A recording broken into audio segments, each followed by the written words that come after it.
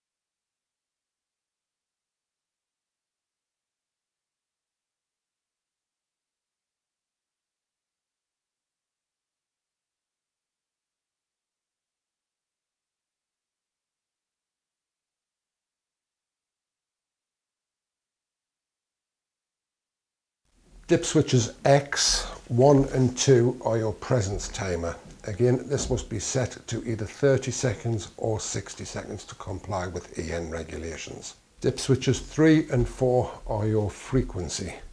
Again, each sensor must be set to a different frequency. Dip switch 5 is your monitor mode, either snow or normal. If the sensor is being fitted inside, fit it to normal. Very, very important is number 6. X number 6 is your safety output. This must always be set to down, which is normally closed. Dip switch number 7 is your reflection diagnostics. If you've got a low reflected infrared signal, you may need to turn this one on. Dip switches for Y. Dip switch number 1 is your direction detection. The radar is either unidirectional or bidirectional. It will see traffic only approaching the door or traffic approaching the door and walking away from the door. X number 2 is your activation relay output. This must always be set to normally open.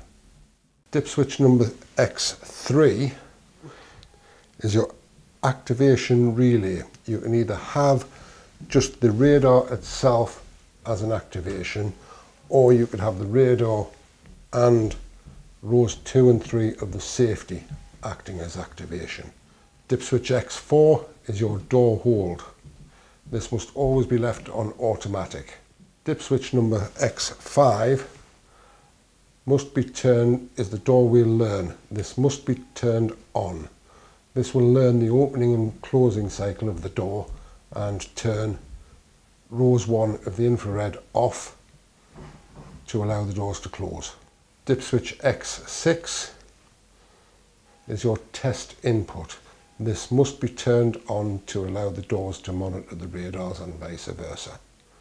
Again, to comply with BS-EN 16005.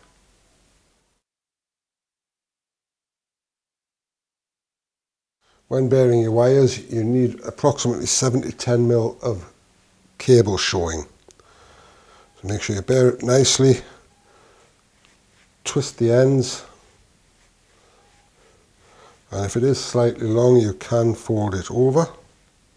Just make a nice connection for it to go into the terminal. When you come to connect into the terminal blocks, please remember the wiring diagram is on the box.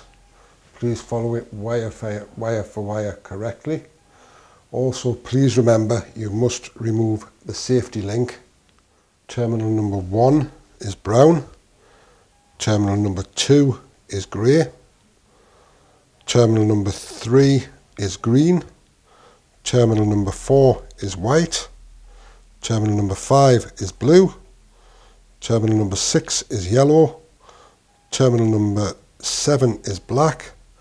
Terminal number 8 is red. And it's the same, that's for the inner sensor. For the outer sensor, the wiring is exactly the same, going from 9 to number 16, number 9 being your brown.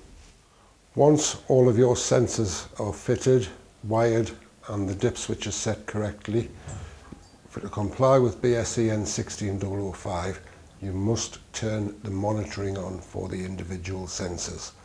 This is done in engineer's mode in the access panel.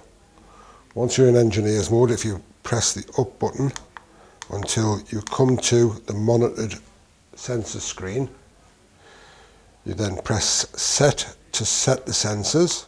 Left side is currently not monitored, so if you press the select, it will become monitored, saying yes.